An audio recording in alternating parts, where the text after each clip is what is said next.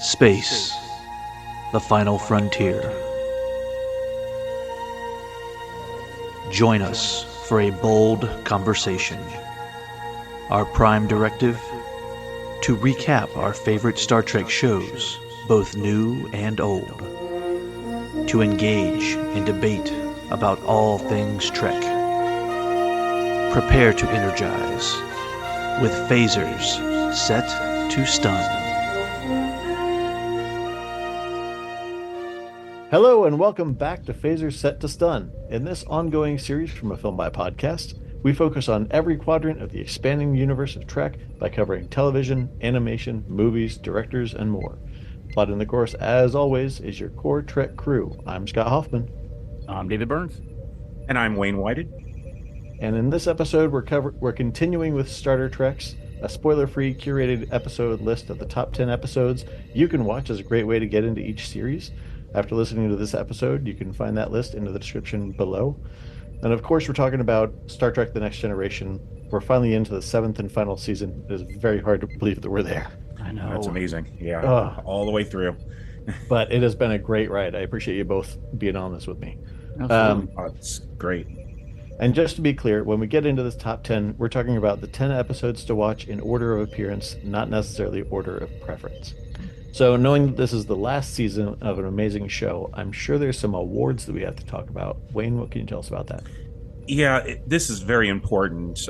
This season was nominated for the 1994 Emmy Award for Outstanding Drama Series. You know, this is the first time a syndicated series had ever been nominated. And it was a big thing to be nominated because at the time, sci-fi wasn't really considered real drama, and to be nominated for a dramatic award was huge. I mean, that made the news. They did lose; they lost to Picket Fences, but this was a monumental step for science fiction television. Yeah. How much things have changed too today because science fiction is taken so seriously now compared to what it used to be. Yeah. Yeah. Well, people are finally realizing how much it can kind of broaden your imagination, your horizons with, different storylines and where they can go. And I mean, this show in particular, you've got romantic episodes, you've got legal courtroom episodes, you've got action and adventure, you've got, morality plays. There's a lot in this series alone, let alone the franchise. So I'm glad it got some respect. I feel like we have to send that back to Pulaski and say, see, you should take it seriously. It just shows how groundbreaking this series really was. I mean, I remember back in 1994 with one of the news, I don't remember which magazine it was, but they stated that this was the end of the greatest science fiction series ever produced. And I agree with that. I mean, they broke so many records that some of them still stand today. Yeah. And it was a lot of feelings because of I remember this year of knowing this was going to end, and it was really heartbreaking. It was. Because, I mean, you have fallen in love with all of these characters, and think about back to when we first saw the first season when we were young. It was hard to get used to them at first because we were used to the OG crew, No one was going to replace Kirk. No one was going to replace Spock. Well, here we are 7 years later. We're like, oh my God, we don't want to lose these guys. We love them. And it was sad, although it helped that, we were, during this season when it aired, we had the second season of Deep Space Nine. It had already established itself. And we also knew that while they were producing this series, they were also getting ready to produce Star Trek Generations. We knew that they were going to be jumping into the films. Yeah. So, it kind of eased our sadness for the end of the series. Well, I think they only had like a week after ending this series filming. They jumped right into Generations filming, didn't they? Yeah. Well, actually, they started filming the movie while they were filming the season finale, because they started with the Kirk scenes while they were filming the finale, and then like you said, like a week later, they had to move right into there. So there was no break for any of the cast. Yeah. Good for them. Well, I had seen that they started getting scripts confused between the two. Yeah. But yeah, I mean, I think the way that they planned this out was very smart because, like you said, season 2 of DS9 had already started, so it's like you had another vine to swing to. It wasn't just kind of like, all right, we're in limbo, and then we're all kind of holding our breath, knowing that the movies have kind of a a cadence to which ones are good and which ones are bad. So Plus, they were talking about, we knew that a third Star Trek series was coming. Yeah. I don't remember ever actually knowing what it was about when these episodes were airing. I think it was right after they started announcing it, but we knew it was coming, so we were all curious as to what was next. And what I like about this too, and I'm sure we'll talk about it when we get to All Good Things, but I mean, it really is not an ending. It leaves it wide open. They're not saying, "Oh, the Enterprise is done. See you later." No, they're not doing that. So, and I appreciated that too. Yep, and it sticks with the whole premise of the franchise, right? It's never ending. It's this ongoing mission. So, that was good to see. All right, well, let's dive into that top 10. I'll start us off talking about the first episode, which is Phantasms. This is a long, strange trip for Data as he starts to have nightmares for the first time.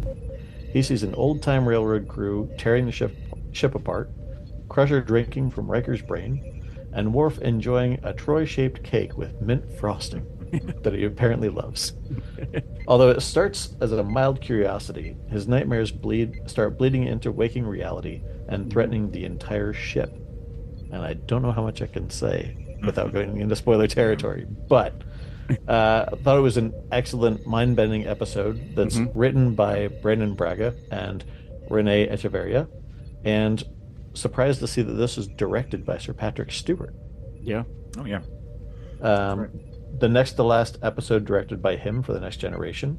He had also directed In Theory, Hero Worship, and A Fistful of Datas, which now that I'm mentioning those, I kind of want to go back and see them. So just because if you didn't get enough from those, go get Yeah. some more. Yeah. Good episodes.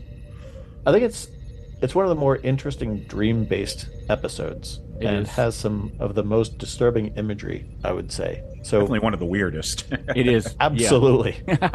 So, Dave, what's one that sticks with you? So for me, this one though, I want to call out the photography in this because this is one of the few times they used a Steadicam in Star Trek: The Next Generation. Yeah, That's right. And you can see the use of that in the hallways and stuff like that. Especially Data's dream sequences. They're using the Steadicam, which for some reason they didn't use it a lot, which you get all the time now. Which I guess they really didn't see an opportunity for that. But one of the things I loved about this episode is the scenes with Troy in the hallway. Yes. Man, this was I like knew a you were going to talk horror about film. that. Yes. It felt like a horror film when she was in the hallway walking, and then like all of a sudden she stops and like something's behind her, so she looks back and nothing's there. Man, I loved that scene so much. I was like, is this Star Trek? Yeah. Well, I mean, it's one of the rare instances where the hallway isn't busy. There's at least one other person walking by, and it gives it to great effect in this one. It does. Absolutely. Yeah, this is a continuation of what we saw last season with Birthright Part 1. I love the imagery that's shown here. I mean, that Troy cake, I wanted a piece of that. That actually looked pretty good. We all do, frosting. Wayne. We all do. Yeah. And, the images of Dr. Crusher with the straw stuck in Riker's head, that's just weird. I mean, Yeah. Well, and the telephone? Yeah. The telephone that keeps ringing. Would you answer that? Yeah. Oh, God. It's so It's crazy. a really weird episode, and I love the fact that it's diving a little bit more into Data's brain and how he processes all this. Yep. And it's kind of like, I see that old time crew kind of, I don't know if they're mine workers or if they're railroad workers or what, but it kind of takes me back to Time Zero. Oh, yeah, it is that did. start? Yes, you're right. Is that something that kind of stuck with him there? Could be. I don't know. Kind of interesting. I do know in all this craziness and weirdness of this episode, I still have to laugh hysterically when Worf is looking for Spot. Spot, come here. yeah. And then Right. Data gives it to him. He goes, tell him he's a pretty cat. A good cat. Tell him he's a pretty cat. And Worf is sitting there like, really? Yep. And I want to point out there were very little guest stars in this episode, but Clyde Kasatsu returns to play Admiral Nakamura. Now this is a long stretch because he appeared once before, and that was all the way back in season 2, Measure of the Man. It's amazing that they brought him back to play that same character so long, and then of course he appears later in the season. Right. Yep. Yeah, it's there's an interesting additional kind of guest star there. Bernard Cates playing Dr. Sigmund Freud. I love right. Troy's line where she's like, "Data, in the future, come to me instead of Dr. Freud. Don't waste your time with that holodeck program." Yep. So I know this isn't the only kind of darker episode that we get this season. Dave, why don't you talk to us about number 2? All right, that would be Dark Page, directed by Les Landau and written by Hilary Bader. The Karen, another race of telepathic beings, are on board the Enterprise in a diplomatic mission to possibly join the Federation. Joining them for this meeting is none other than Lwaxana Troi, who is there to help with the delegations. However, during these important meetings, Lwaxana suffers a breakdown and falls into a coma.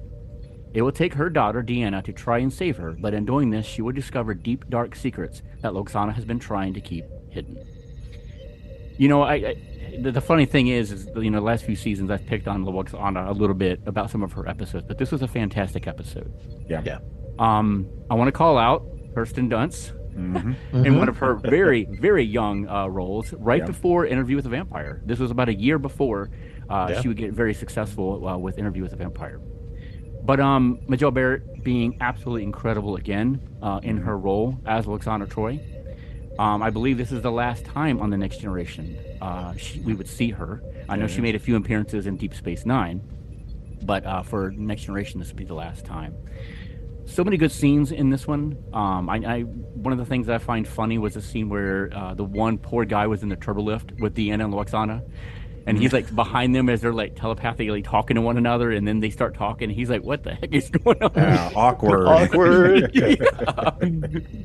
Yeah, this gets my vote for favorite of the season. I love this episode. I think this is Majel Barrett's strongest. It's definitely her most dramatic of her performances in the series. I really, really like this episode, and it was quite a twist at the end of the episode where we won't get into it. It's worth watching. Absolutely, it is.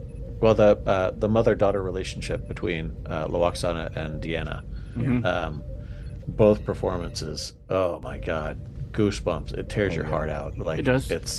It has more of this dream imagery, right? The more kind of, you know, freaky interpretations that we have, it really gives a lot of depth to Lwaxana. So I know, like you said, Dave, sometimes it can feel like it's hit or miss, but this is definitely a hit. So absolutely give it a shot. And you can feel the chemistry here between those two actors. Oh yeah.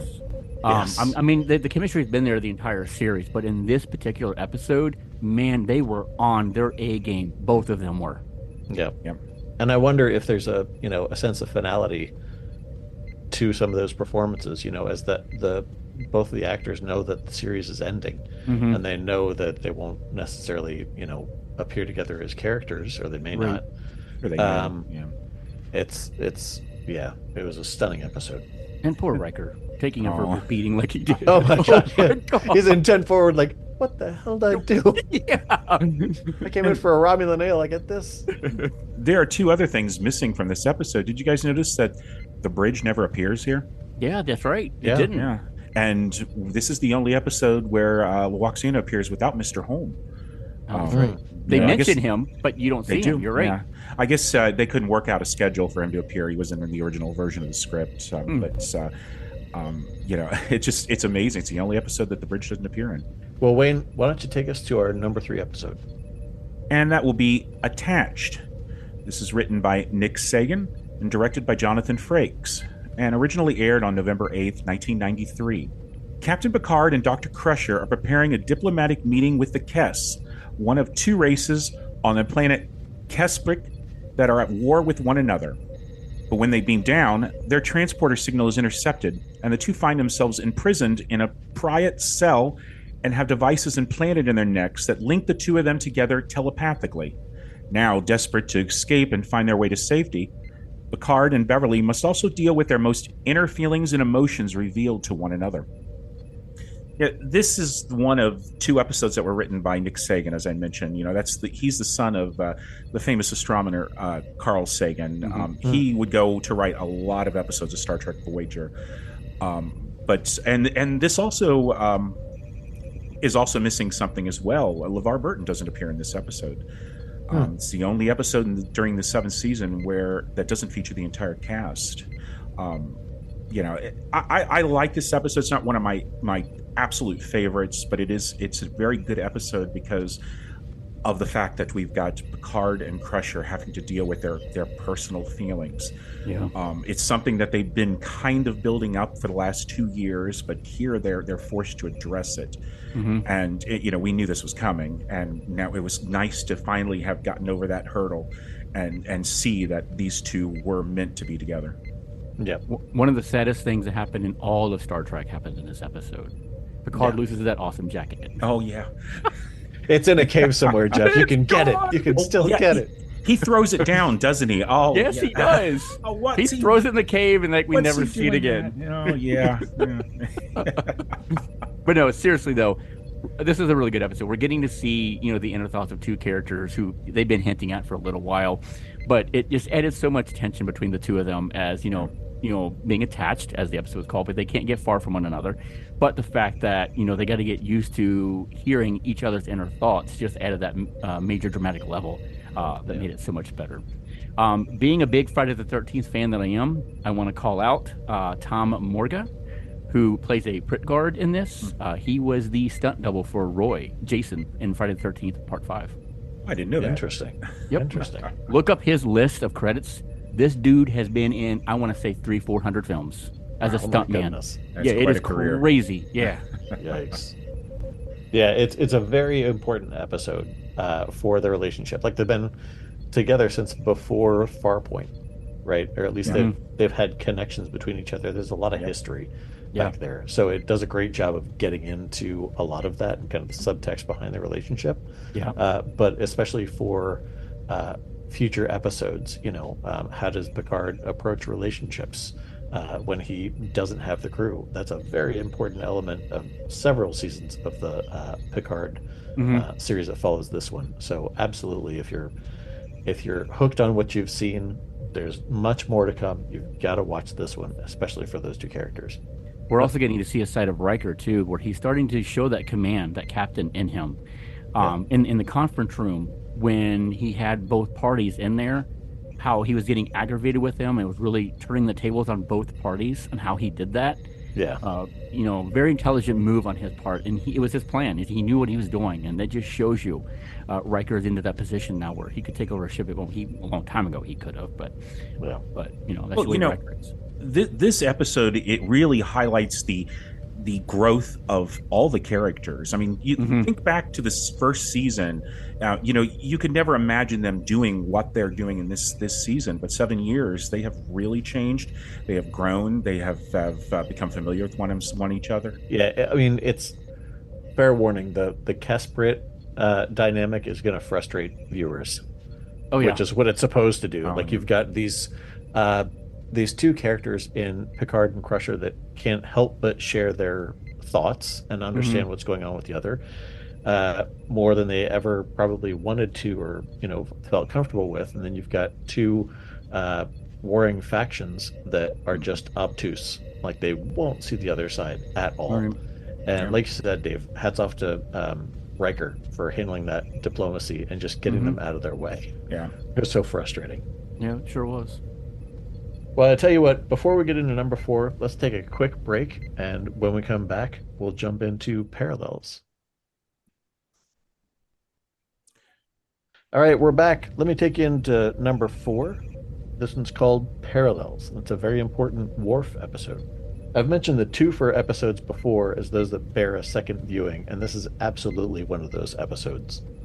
We open with Worf returning from a Batleth tournament where he earned champion status. Once he's back on the Enterprise, he finds they're holding a surprise party for his birthday that he really doesn't want to have.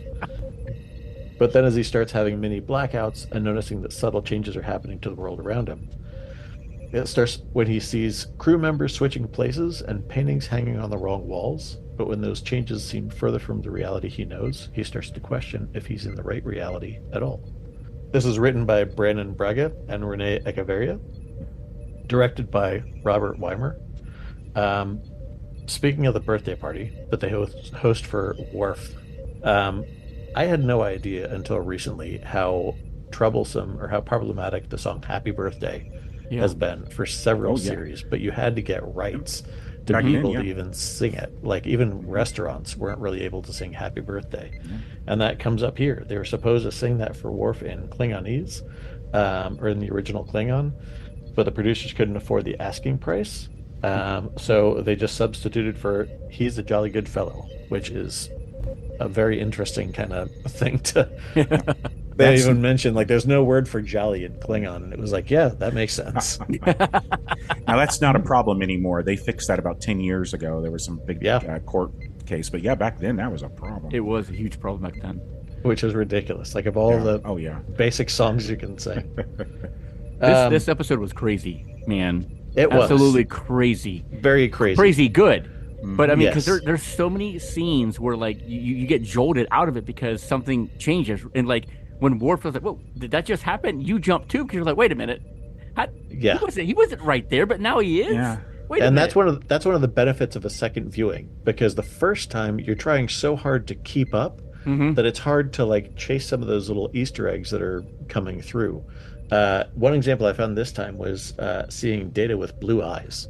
Yeah, I don't think that's necessarily a spoiler, but it was like, why is that somewhat unsettling? Like it's kind of cool to a certain degree, but it's it's a little odd. But you have to watch it a second time to see that, and then once you catch on to what's actually happening, I don't know. For me, those kind of episodes always bring me back for a second watch. Oh yeah, absolutely. Yep. And then we get the guest appearance of the one character, and he's in gold. You know who I'm talking about. He looked good in gold, man. Yeah. Like, hey, I could see him fitting in with this crew quite easily in that position. Yeah. I forgot that he was even in this episode. I mean, he just suddenly appears, without any fanfare or anything. I'm like, oh, that's right, I forgot. Yeah, and that's one thing worth saying. Like when you're watching this for the first time, there's a bunch of things that are going to change on a dime. Oh yeah, no warning whatsoever. Just stick with it. You'll figure out what's going on. It's absolutely worth it. But for Worf, this one turns a lot of things upside down. Yeah. And opens his mind, I think, to some new possibilities. Yeah. Yep. And I'm sorry, go on. Oh, and if you think about this, the original script didn't have Worf doing the jumping; it was Picard. I mean, you try to think of that, and our thought is probably the same as the producers. There wouldn't be much change to Picard with him jumping back and forth between the parallels. Not like with Worf, because there were Worf went through a lot of different changes over the years, and and they had also planned on including Tasha Yar in this episode, but they didn't want it to seem like a sequel to Yesterday's Enterprise, anything like that, so they wrote that out. That's a good move that they took her out of it and put in the other character instead, because it makes more sense. And you're right, it would have felt like we've already been over this territory. Why are we doing it again? And plus, with I'll give this when I talk about later her appearance later in the season, it would have took away from that. And I'm glad they didn't do it. Oh yeah, absolutely.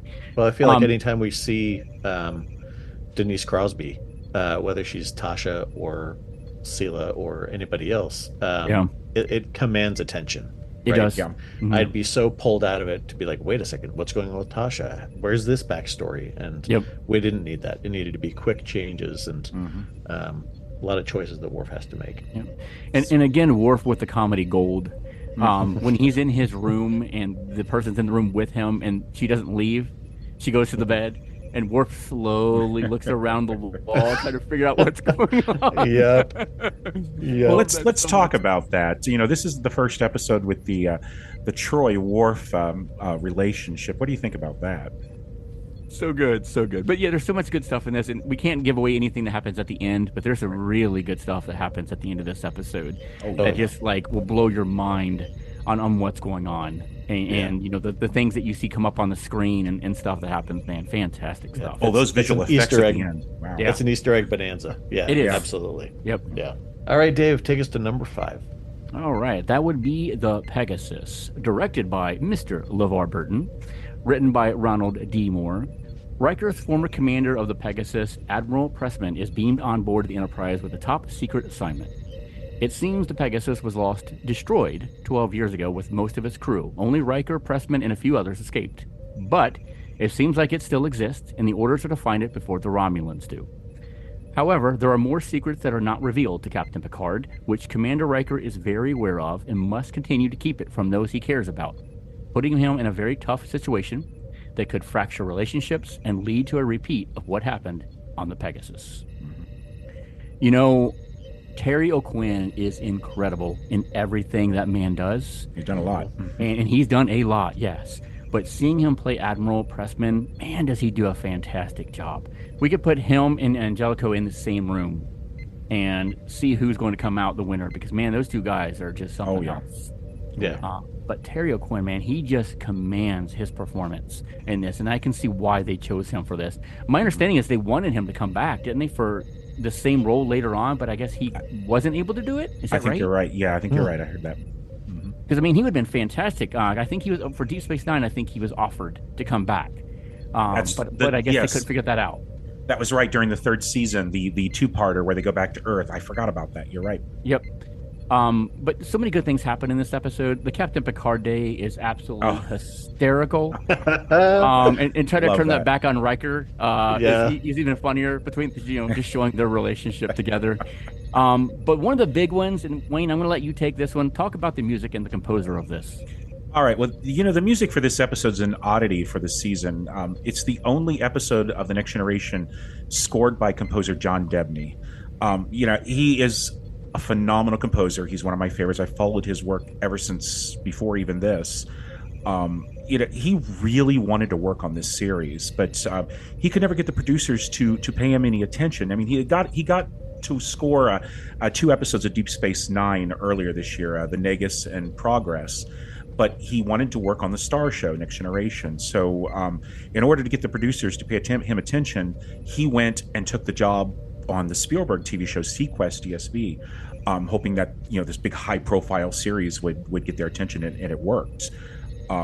He's always said in many interviews that working on the show is one of the highlights, one of his top 5 favorite things in his career. And I agree that the score on this is phenomenally good. He had to do it twice. We went over in past seasons about Rick Berman and his idea of music, but he pulled it off, and it's great. I gotta give credit to Michael Mack in this episode as Commander Cyril. Oh yeah. And like one of my favorite kind of, I don't know what you call it, not necessarily a trope, but one of the things that they come back to quite a bit is Picard's diplomacy on the bridge with other characters who come on, with this. It seems like they're very pleasant. It seems like everybody's saying like, "Oh, hello, I'm sorry, you seem to be lost," and then it's kind of like this dripping with kindness. How Picard navigates that, it's one of my favorite things to watch in this series in general, and his interaction with Commander Cyril is no different. He just navigates that situation expertly. I think it's fantastic. And this episode brings up the age-old question of why doesn't the Federation use cloaking devices? This is something that people have been asking for, at this point, 25 years. It didn't make any sense, but here it's all explained. Simply put, Starfleet doesn't sneak around. That's it. Yep. And it's good they finally. I think even the writer, Ronald D. Moore, talked about that. They wanted to finally get that corrected so that we stop getting asked about it. I don't blame. That had been annoying. Yeah. There's go ahead. There's 2 incredible scenes in this episode that I definitely want to call out. One of those is the scene between Picard and Riker, when Picard is trying to get Riker to admit that he knows what's going on and to tell him what's going on and Picard's threat that he has. And the other one is between Pressman and Riker, when Pressman looks at him and says, I made you and I can break you just as easily. I love that scene. Both of those scenes are just stand out for this entire episode. This whole episode is really good. Yeah. But man, those 2 scenes you could just feel the goosebumps on you when they're being performed. Yeah. All right, Wayne, tell us about our number 6 pick. And number 6 is Lower Decks, written by Ronald Wilkinson and Jean-Louise Mathis, directed by Gabriel Boulant. Aired on February 7th, 1994. On the lower decks of the Enterprise, 4 young ensigns find their friendship put to the test when they discover they are up for evaluation for the promotion. These 4 young officers, Ensign Lavelle, Ensign Torek, Nurse Ogawa, and Ensign Cito Jaxa, all have their duties when the Enterprise is assigned to assist in the task of helping a Cardassian spy. But one of them may have to pay the ultimate price to ensure the success of this top-secret mission. Well, this is a much talked about episode, and has come back later. It should be. You're right. It's definitely a highlight of the 7th season. We see the return of Sharon Phil as Cito Jaxa from season 5's The First Duty. We have also appearing is Dan Gunther as Ensign Lavelle. He was on at the time Melrose Place, and he also did Tour Duty. And we have Alexander Enberg as Ensign Torek. He would go on to be a recurring character on Star Trek Voyager. And this is the first episode to spotlight Patty Asatake as Nurse Ogawa. I mean, she's been on the show for 3 years, and finally, she gets a storyline of her own right here. There's so much to talk about this episode. I'm sure you're going to bring up, both of you will bring up some of the high points of this. The original script, the original intention on the script was to include Barclay with this. I think that would have been a big mistake. Agreed. He was just too well known. We needed 4 characters that we'd never seen before or had barely known. In the case of Cito, and it works. I mean, this is a completely different look at the Enterprise and a very unique take to the Next Generation. Yeah.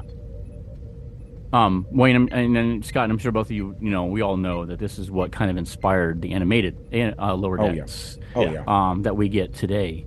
But this is my favorite episode of the entire 7th season. It really pulls at the heartstrings a lot in this episode.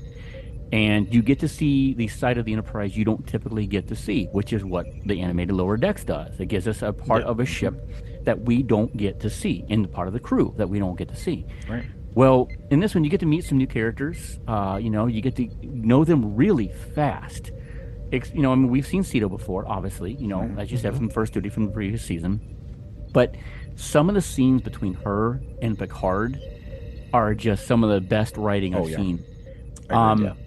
Picard is just so hard on her. And at first you're like, God damn, Picard, give her a break. I mean, she understands what she did. But then when you start seeing what Picard's doing and you realize what's going on with the story and what Picard is going to ask of her, you realize what he's doing and why he's doing it. And I just think it's some of the best scenes with Picard and a crew member that, we don't have really got to know. And getting to see that through Cito's eyes, it's tough for her, man. Yeah. It's just, you struggle with her, and she wants to find her place, and she understands the mistakes she has done, and she admits that. And she even, the balls it takes for her to confront Picard like she does about that. Wow. Yeah. And the episode is shown from their viewpoint. We don't get the full story because the Lower Decks wouldn't get the full debriefing on the mission. They would find out when it involved them, and I love that it was a build up. Seeing the main cast, the big characters from their viewpoint. I think it's a really big and brave swing for their last season. Yes, I love this episode. I think it's fantastic, and you're showing that moment in a Starfleet officer's life, and you're taking a brave direction by continuing somebody from the First Duty, knowing what Wesley went through, what the rest of his crew went through with that, and where do they go from here. I think it absolutely opens up a lot of possibilities for them in the future. Obviously, we see that come through in Lower Decks, the animated series, which definitely has a different tone, but it keeps the same heart as this episode, and that's something that absolutely comes through, and something that people who are kind of on the fence about whether or not they want to watch Lower Decks just know that it absolutely maintains the heart of this episode specifically, but this type of episode in terms of seeing the ensigns. It's not all comedy. There's a lot of serious beats they get into, and this one, which should have, on paper, it feels like something that should just be a filler episode. We check in on the ensigns and we see that from them. No, it goes to such a serious place, and it's an excellent episode. I'm glad we're talking about it. And another thing that I really want to call out is the contrast of showing the ensigns playing cards and the bridge crew playing cards. The The way they went back and forth between those two scenes of what was going on, And then you even bring in the Ben character who is at both locations. He shows up at the end with the bridge crew and sits with them. Man, I love those two scenes. This is why I love this episode so much. It's just so well developed. The key cast, I would say, even though there are major developments in it for them, it's standalone about characters that don't necessarily fit with the rest of the ship, but they deserve to be heard. It's a major development for the series, though, to be able to turn and tell a story like this in their final season. You can just see, again, just how far the show has went. Well, I tell you what, I think that's a good place to take a little bit of a break. Before we get into number 7, we'll come back and talk about Eye of the Beholder. All right, so back from a quick break, let's talk about number 7, Eye of the Beholder. So this episode opens with a shocking scene as one crew member threatens to jump into a critical part of the ship and end their own life. His death leads Counselor Troy to an investigation into his suicide, which quickly becomes a mysterious look into the past. We also see the beginnings of her relationship with a member of the crew, if she lives long enough to survive the visions that threaten her sanity and her life. This is written by Brandon Braga and Renee Echeverria. I keep coming back to these three. I don't know how. I'm just lucky. And directed by Cliff Bowl. There's a very, very, very interesting guest appearance here by Mark Rolston, who we've talked about in my favorite movie from 1986, Aliens. That's right. Good to see Private Drake there. I was surprised to know that he is also the voice of Lex Luthor in the Young Justice animated series. No. And he plays Norman Osborn in the Insomnia Spider-Man games for the PlayStation, which Nice. was a revelation for me. Like, when you see his face depicted as Norman Osborn, it's uncanny. I'm like, oh my God, it's Drake. It also has one of the more disturbing uses of a skeleton in Star Trek, which I won't say where, but man, this episode surprised the heck out of me. Yep. This is an odd episode. It really is an odd episode. It's a very creepy episode. Troy's visions are really disturbing, and then we start the episode off like with a punch. With the crewmen jumping in. It's shocking, and this is farther than the series has ever went when it comes to dark, disturbing episode. Yeah. And this is the first time we get to see inside of a warp nacelle too, is it not? Yeah, it is. That's odd too. Up until this point, until I first saw this episode, I didn't even know you could get up in there. I thought that was all, but they actually have people that are stationed there. That's got to be a very lonely job. And a dangerous one if you think about it, because isn't that where you're going to be getting shot at to try to shoot your nacelle so you can't move anywhere? Oh yeah, that's where all the Klingons always aim at. That's like the gunner in World War II, man. That's a position you don't want. Yeah. I'll just let people at their desk have like anything that they want. What do you guys need? Like a cappuccino machine over there? You got it. That's totally fine. Maybe some rails would be good in this episode. Just, on the other side of some doors. But no, it goes to very interesting places. We've talked before about Counselor Troy and the burden that she has to bear, the weight that she has to bear for this ship in terms of taking care of everybody's mental health.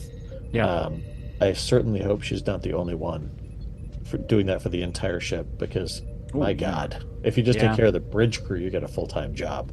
Yeah, that's true. But some very interesting deep dives into the kind of things that she has to do day to day beyond dealing with a crew member's suicide, but how people are dealing with that, and the what she has to go through on her own. It's a little bit torturous, and it's got to mess with her own mind, obviously. That you brought up a big point that I've never really ever thought about. Is it just her with, we got over 1,000 people on this ship, or, Crusher, she has her own team. Right. But, I mean, if she has to handle everyone and we never see anybody else helping her, I mean, good We've Lord. never seen anybody. So, according to that, she's by herself. I've never thought of that. I would hope that she at least. I hope she at least has her own medical staff. Maybe there are some lieutenant, junior grades, or ensigns at least that are able to, learn from her. Because if Troy's taken out, who's taking care of all these people? Right. But at least being able to, maybe kind of triage for Troy and help to take care of some of the ongoing needs. But yeah, it's got our hands full, absolutely. And this continues themes too from parallels between Troy and Worf. Yeah. That you get to see a lot in here, which obviously has a lot to do with what her visions that she's seeing in this episode. It is a really good mystery that you get in this episode. You're on pins and needles the whole time, man. I love this episode. You're right. It's not something we ever seen in Star Trek or have got received to see in Star Trek. Yeah. I loved it for just that very reason. But here's a funny note. If you didn't notice this at first, go back and watch the episode again. Apparently, Marina Sirtis had lip injections prior to filming this episode. Her upper lip is more prominent than usual. So I saw that and I was like, that. What? Really? Now I gotta look for that. And I would advise, and it might just be me, build in like an extra 10 minutes for watching this episode, because once the revolution or the resolution comes around and they understand what's actually going on, it took me a while to figure out what was happening, because I had so many preconceived notions about who was doing what or what was leading to it. When they explained it, I was like, I had to rewind that at least 2 or 3 times. I'll just admit. All right, Dave, take us to number 8.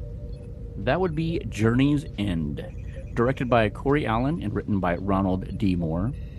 The Cardassians have been given new territory by the Federation due to a peace treaty which reassigns certain planets for both parties, and one of them just so happens to be inhabited by Native American colonists who have been there for 20 years. History begins to repeat itself as Picard is forced to remove them, and to make matters worse, the Cardassians have arrived earlier than expected. Meanwhile, Wesley Crusher, who is on leave from Starfleet, seems different and is invited down to the planet by one of the Native Americans, who says he has seen him in his visions. It is here Wesley learns of a different path that is put in front of him that will change his life forever.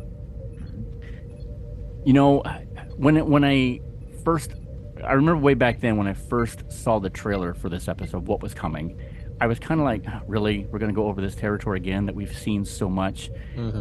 But watching it and then watching it again like I did recently, man, this is a good episode. It really puts Picard into a position that he doesn't like to be in, and of course nobody would want to be in. And then when you find out about his family's past, it really puts him on edge of what he has to do and needs to do. And then when the Cardassians show up, and then the fighting starts, it is, man, so much stuff just goes off the rails here. Oh, it becomes a mess. Yeah. And then Wesley showing up and then just acting like a jackass. Right there, I want to say, shut up, Wesley, because the way he was treating his mom, he's treating Geordi. I'm like, what the hell's your problem, man? But then you realize what was going on in his life, and you start realizing, all right, maybe I've had those kind of feelings before too in my life, that I'm questioning of what's going on. So it really made a lot of sense. So overall, I like this episode. Yeah, it's definitely one where there's a lot of. I'm not exactly sure where this shift happened, and maybe we talked about it before, but there are a lot of times where they're questioning orders. They're questioning what's the right thing to do here. I know what Starfleet is asking to do. I know what it seems like the straightforward thing to do should be, but it really isn't.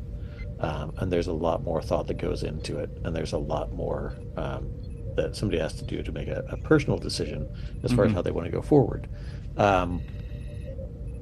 When I watched this for the second time, Dave, I agree. I watched it the first time and I was like, well, I don't know if I really want this episode, because it did feel like territory we kind of explored before, but knowing how important it is for Wesley Crusher's character, it is absolutely worth watching. And with what we were just talking about with Lower Decks, thinking of the first duty and Lower Decks and this episode as kind of a trilogy arc for Wesley, it absolutely has to be seen. And I'm still not sure at the end that that everybody made the right decision, but you understand a little bit more how hard those decisions can be. You do, and it's a tough situation, man. How do you get out of that? Yeah. This episode, when it first aired, it was obvious this is the beginning of the end for the series. We're starting to wrap up storylines, and plus, this episode, along with the two-parter Deep Space Nine that was airing at the same time, called The McKee. This is the beginning of the setup for Star Trek Voyager. They're starting to lay the seeds for the upcoming series and can close the storylines for the next generation. The colony here is intended to be the home of Commander Chakotay. Yeah. They don't really say that because I don't know if the character had been created yet. I know they were still in the writing stage, but that is what they've come up with in continuity.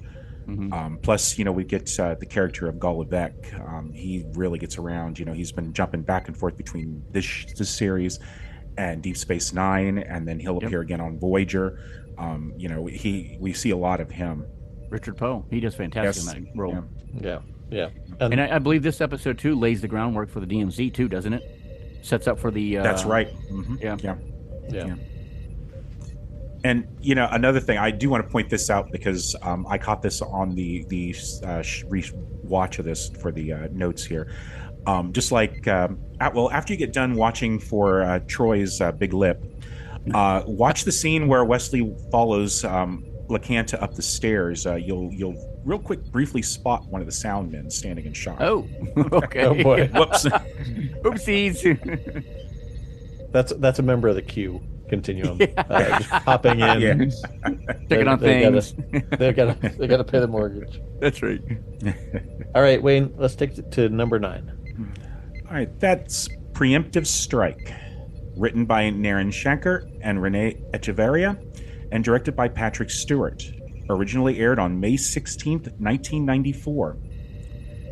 The Enterprise is sent into the recently created Cardassian Federation Demilitarized Zone to infiltrate a Maquis cell who has been committing acts of terrorism against the Cardassians. Their plan is to send the newly promoted Lieutenant Ro Laren into their midst to draw the Maquis out into the open and arrest them. But Lieutenant Ro begins to question her allegiances and finds herself making a decision that could put her career in Starfleet in jeopardy. Well, as I just said, we have the return, haven't been seen since last season, of Michelle Forbes as Ro Laren. This will be her final appearance on The Next Generation, and her only appearance this season. She last appeared early in season 6 in Rascals. And again, this episode, just like Journey's End, is continuing the setup for the upcoming Star Trek Voyager series. This was originally intended that the instructor that Ro mentions joined the Maquis was going to be Chakotay as well, but that didn't quite fit with the continuity. It's later established that he had resigned his commission 2 years before that would have happened, so they just kind of ignored that. That's just something that they just hoped everybody would forget. This is I love this episode. I love it for a lot of things. I love it because of Michelle Forbes' appearances.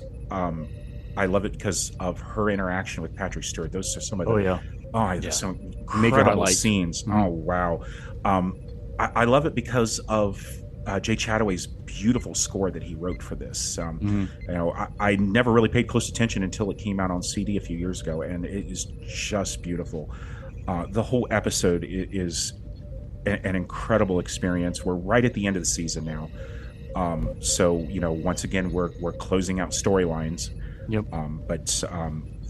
Boy, I'm sure you guys will bring up more of this, but this is one of my favorites. Wasn't the intention Michelle Forbes to be on Voyager? No, it was Deep Space Nine. Actually, Deep Space Nine. Yeah, she was going to be the second main character, but she didn't want to commit to doing another TV series. Gotcha. So they wrote the character of Kira Nerys for it, and that kind of soured her relationship with the producers of Star Trek. They weren't sure she was going to come back, but after hearing what their plans were, and she changed her mind. She wanted to do this to close out the character. And it's good that she did, because I'm glad she did. Yeah, because what happens in this episode has a lot of implications with Picard, and we get to see that later on into Picard's series. Which we're not going to give anything away. No. But when it does happen, it's a big shocker for all of us, and it adds so much drama between the characters too. Yeah, and they've got a fascinating relationship. They do. Laren. They do. Yeah. There were times when they were so close. I was wondering if there was some kind of relationship happening. I don't necessarily think that's the case, Yeah. but considering where they were when they started out, Yeah. it's very interesting to see how far they've come and how much, she's basically welcomed into the fold as part of the bridge crew, and then sent on a mission that has a lot of moral ambiguity to it, to say the least. Yeah. I think the Maquis is a very, very interesting set of characters. It's an interesting premise to go through, and I'm glad that that's introduced here and that it's explored more on DS9 and on Voyager. Yeah. I think that's a brave place to go for the franchise, honestly. It is. I think Michelle Forbes knocks it out of the park with this performance as Rolera. Definitely. It makes me want to go and watch some of the previous episodes with Rolera and dig into it. I'm glad that they made the decision they did. Nothing against Michelle Forbes, but Kira Nerys, I can't imagine DS9 without that character. Oh yeah, No, we'll get into that a lot more. it would have been different. It would have been a different dynamic. Yeah. Yeah, and getting more of a look into the Bajoran life and what they've been put through with the Cardassians. It is so complex, so intricate. But then just one warning for Jeff. Admiral Nechayev is in this episode. So just so you know. Yep. But And I want to point out another guest star in this episode. The leader of the Maquis is played by John Franklin Robbins. He does a wonderfully warm job for a guy who's playing a terrorist. I can understand why Ro liked him, but I'm familiar with him because way back in 1975, he appeared as a Time Lord on Doctor Who. He is the Time Lord that sent the Fourth Doctor and Sarah Jane on a mission to stop the creation of the Daleks. Incredible episode. Scott, I don't know about you, but I'm really shocked that Wayne was able to find somebody from Doctor Who that's in Star Of Trek. course. it's a big universe. It is. Just saying. But no, Next Wayne, I really liked him in this role. Yeah. I felt like that was Ro's connection to almost him reminding her of her father. Yeah. I really did, and I think that's what pulled her to the Maquis the way it did. And I think they needed that character. And you're right, it felt kind of odd that somebody like that was a terrorist. But when you realize what they're doing, and it made sense. Well, you got to see both sides too. Yes, the Federation and the Cardassians are claiming them as terrorists, but the Bajoran see them as freedom fighters, and that was a huge point on Deep Space Nine. The storyline. So it all depends on which side of the line you're standing on. Well, I'll close this out with number 10, which just happens to be the last episode. All good things. In this 2-hour conclusion of the entire series, Captain Picard finds himself shifting between the past, the present, the past, and the future. From his first day on the Enterprise before the Farpoint mission in his past, to his future as a retired admiral tending to Chateau Picard, the only constant is Picard's awareness that something is threatening all of existence, and that reason might be Picard himself. Written by Ronald D. Moore and Brandon Braga, directed by Winrick Colby. This is one that I've got to admit, I've seen this several times. It makes me a little dizzy.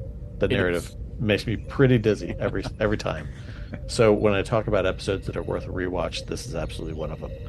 Once you find out what's going on. It's 2 hours, so that's a big commitment, but definitely worth it.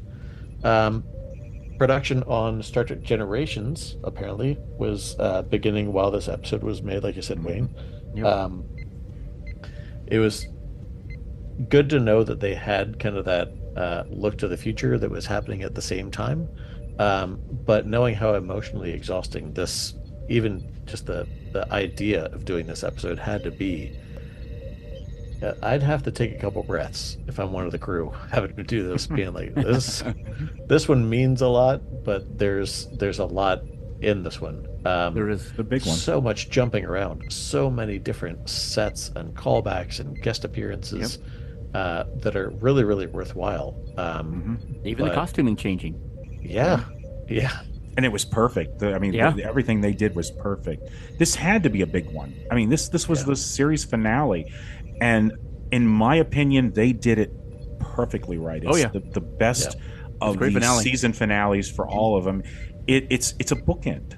Yeah. I mean, going back to the events of Encounter at Farpoint, the series premiere for the season finale was perfect. I mean, It's genius. I never thought we'd come back to that, but the trial never ends, and they couldn't have ended the series better. Yeah. Yeah. And what I like about this one too, and I don't know who mentioned it earlier when we were talking about parallels. I don't know if it's you or Scott, but when you were talking about Picard was supposed to be in the role of Worf for parallels. Well, in this episode, you do get Picard kind of in that role now, You're because right. you get those edits where you're back and forth, and the scenes are changing constantly with him. He's talking about one thing, and next thing you know, he's on a different bridge, or he's he's at home in France. But it's like, what's and it's so you get those same weird edits that you were getting in parallels, and it worked so well in this.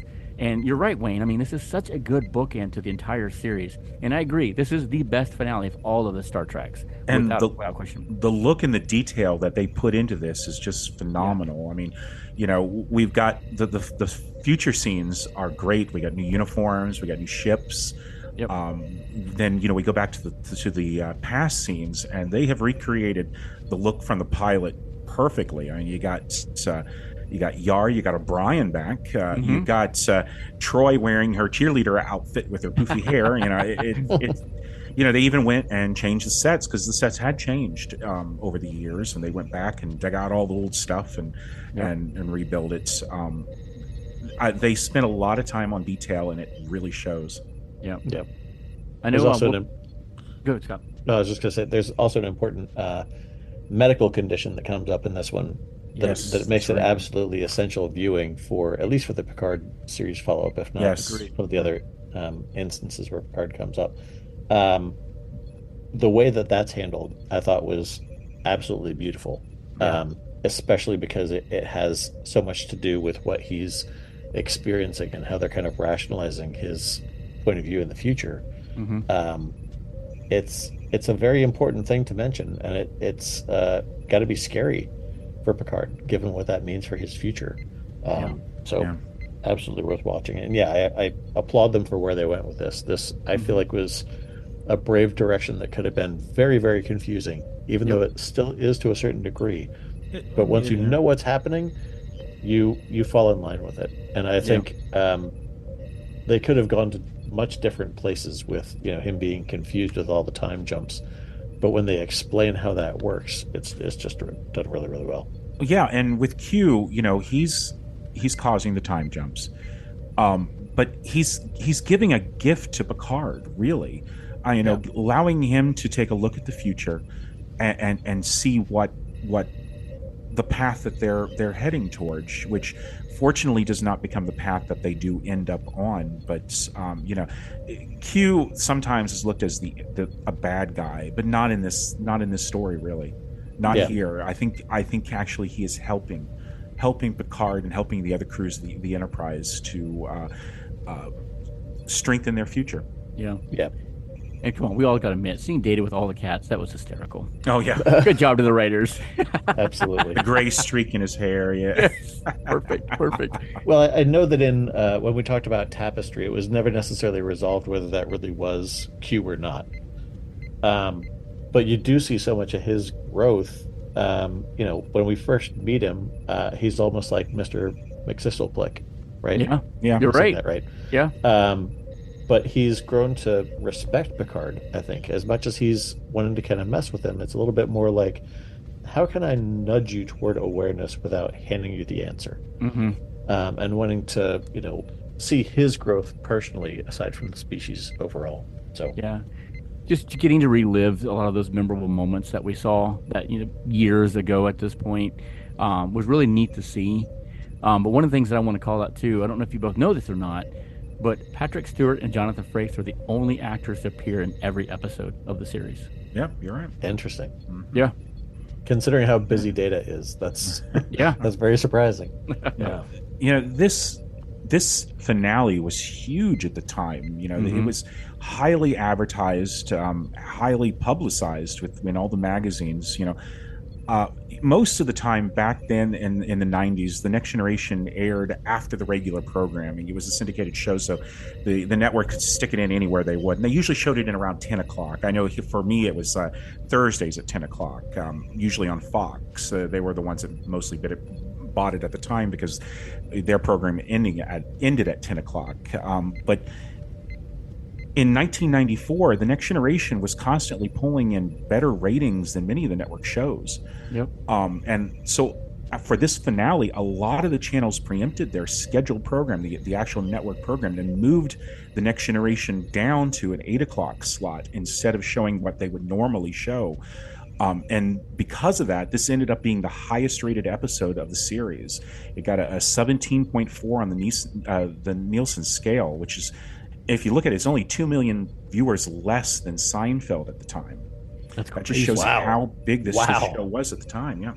Yeah, and it won the 1995 Hugo Award for Best Dramatic Presentation. It was nominated for 4 Emmy Awards.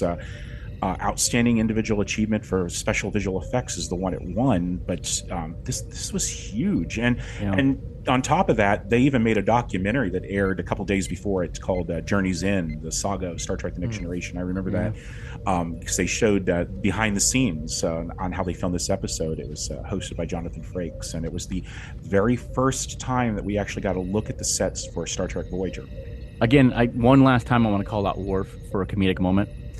So when Picard was on the bridge and he's back right before encounter at Farpoint, and Picard's going around Q. Worf's like, "What is a Q?" Oh yeah, a letter of the alphabet, as far as I know. Yeah, I love that. Well, I tell you what, guys, we've talked about a lot. We still got a little bit more to go, so hang in there with us. We're going to take a quick break, and when we come back, we'll wrap up this last part of Star Trek's TNG.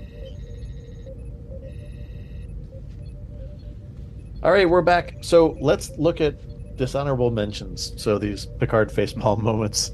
I think I know what mine is going to be, but I'll defer to the room first. Dave, Wayne, what about you? Oh, we can give it to me. Oh, you want to go to Wayne? All right, Wayne, let's start with you. Yeah. Well, I'm glad you're starting with me because I think I'm going to disagree with you guys. I'm going to choose Force of Nature. It fell in the middle of the season. This is where a group of scientists discovered that everyone warping around the galaxy is damaging the fabric of space. So they create a speed limit for all starships, Warp 5, that's a ridiculous thing. I mean, it's mentioned like twice afterwards in Star Trek, and then it's completely forgotten. I guess just like in the real world, no one obeys the speed limit in space, as well as, and to make matters worse, they spend so much time on Data trying to train his cat Spots and try to get him to not tear up the Enterprise, which would be funny in any other episode, but not this one. This one falls flat for me. Yeah. All right. Yeah, I can see that, having troublesome little speed limit signs floating out in the. That's a good pick. That's a good pick. Are they going to have Dave, what about little you? cops? Yeah. So we might all have a different one on this one. I like this. So my episode is Masks. No. The crew of the Enterprise discovers a comet, which has like an archive from an ancient culture.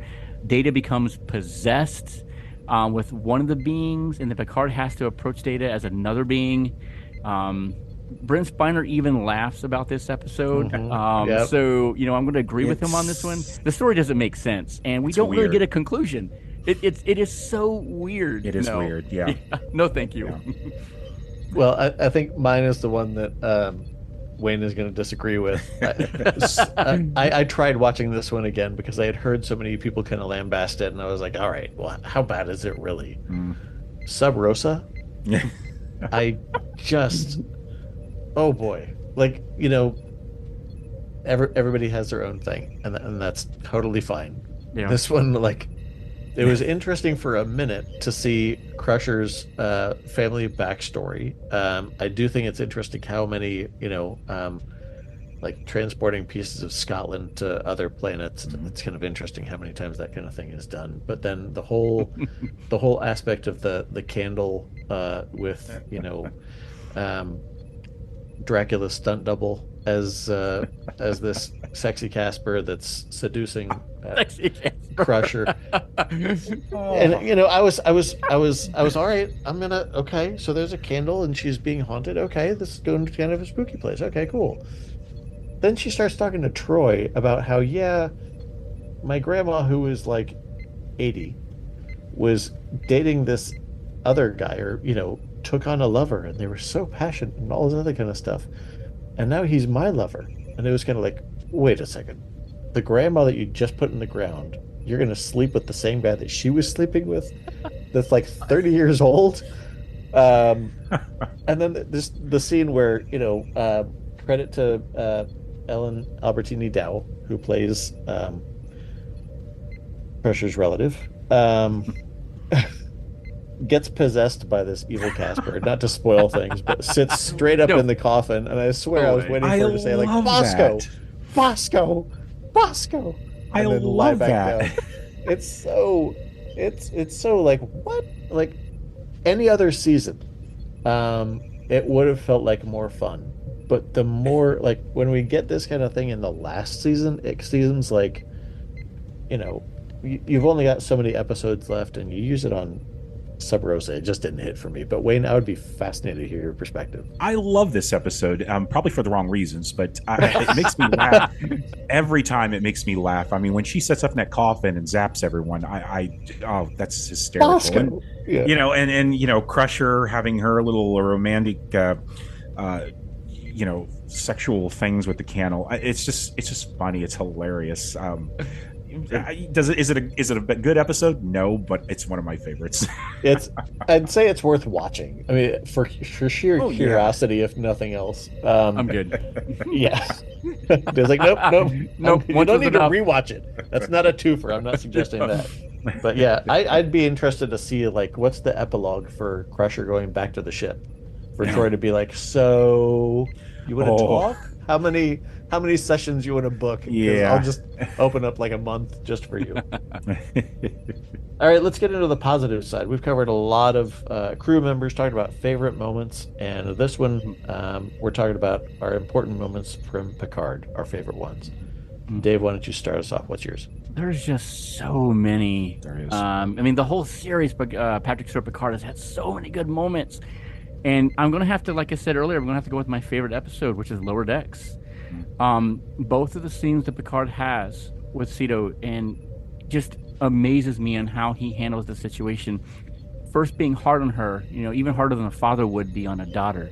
Being hard on her because of what had happened to her at the Starfleet Academy. But the second meeting, when he confronts her, well, she confronts him, and he really has that, heart-to-heart with her. And he tells her as she's leaving why she's on the Enterprise. Yeah. Just was like, wow, that was an incredible moment from Picard, and that's why I have to go with that. That's a good call. Wayne, what about you? Well, I was going to choose Picard's final scene with Rowan from Preemptive Strike, but right at the end, I had to change this because I found something even better. And that's the final scene from All Good Things, where everybody sits down to play poker, and then Picard walks in nervously asking if you can join. Of course, you're always welcome. It's such a heartwarming moment. It shows that these 7 characters, they're not just crew members on a ship. Like Riker says to Picard in season 3 of Star Trek Picard, we're your family. And they really are a family. They're not just characters, but not just as characters too, but as the actors themselves. Yep. They're a family. You can really see the chemistry and how much they love one another. Yep. That's a good call. Scott, what about you? Mine's from Attached, and it's a little thing, but Picard and Crusher are sharing a laugh when they're walking through the hallway with Riker behind them. Mm-hmm. It seems like such a genuine and pure moment from him.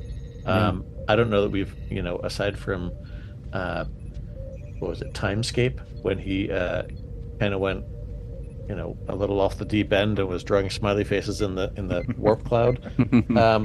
But I mean, it seems so genuine and pure, and it seems like a glimmer of a possible relationship. And something like that relationship would really make him happy, I think. And a sense of relief, like, we've been so careful to kind of hide these things, and now we're just going to let them out. Especially considering what happens at the end of that episode, which is fascinating. It's just a moment that it makes me want to see more moments like that for him. So we'll have to see if that actually happens. All right, well, we're at the end of it. We're ready to jump into Star Trek Discovery next week, get into some fresh territory. I want to thank you both for going through this. I found it so fun to go. Oh, it has been. It's been an incredible journey. Yeah, it has. I can't wait to do this with other series, especially because I'm not as familiar with Voyager and Enterprise. So I'll be hearing from the experts on the top ones to listen. It's gonna be fun. Reliving all this with you guys has just been fantastic. It brings back so many memories when I first watched them on TV when I was young. Seeing them again with you guys and talking about it has just been fantastic. Yeah. And knowing that we have made a new fan with Jeff. Yep. That's the best. One of us. Yeah. Yep. Absolutely. All right. And I also want to thank our listeners for joining us again, as always. Join us next week, like I said, where we'll talk about some fresh Trek with the newest episodes of Star Trek Discovery in its final season. Each week, we'll recap the last episode as we get ready for each new episode. Hailing frequencies are always open for you to share your thoughts and questions on social. Let us know what you think and share your favorites that we didn't mention. You might get a mention in a future show. You can email us at filmbypodcast@gmail.com. Find us online at filmbypodcast.com. Follow us on Facebook, Instagram, and all your favorite social channels. And if you're looking for more exclusive content and swag, send some Latinum our way through our Patreon. See you next time for another episode of Phasers Set to Stun. Thanks, everyone.